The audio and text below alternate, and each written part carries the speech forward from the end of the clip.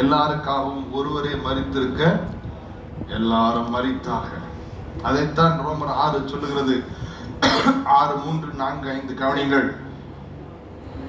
கிறிஸ்து இயேசுக்குள்ளாக ஞானஸ்தானம் பெற்ற நாம் அனைவரும் அவருடைய மரணத்திற்குள்ளாக ஞானஸ்தானம் பெற்றதை அறியாமல் இருக்கிறீர்களா? அவருடைய மரணத்திற்குள்ளாக்கும் ஞானஸ்தானத்தினாலே கிறிஸ்துவுடனே கூட அடக்கம் பண்ணப்பட்டோம். அடக்கம் பண்ணப்பட்டோம்.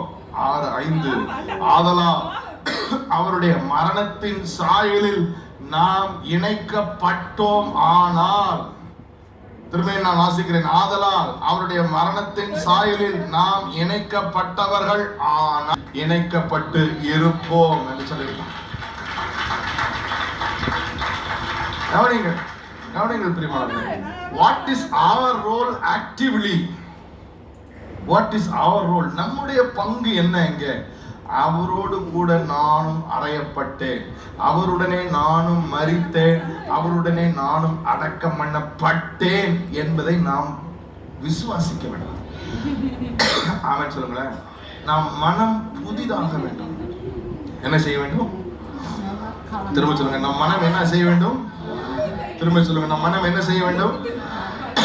எபேசியர் 4வது அதிகாரத்தில் எபிசியன்ஸ் சாப்டர் 4 18ஆம் வசனத்திலிருந்து 17ஆம் வசனத்திலிருந்து இவங்க கூட வாசிக்கும். எபேசியர் 4 எபிசியன்ஸ் சாப்டர் 4.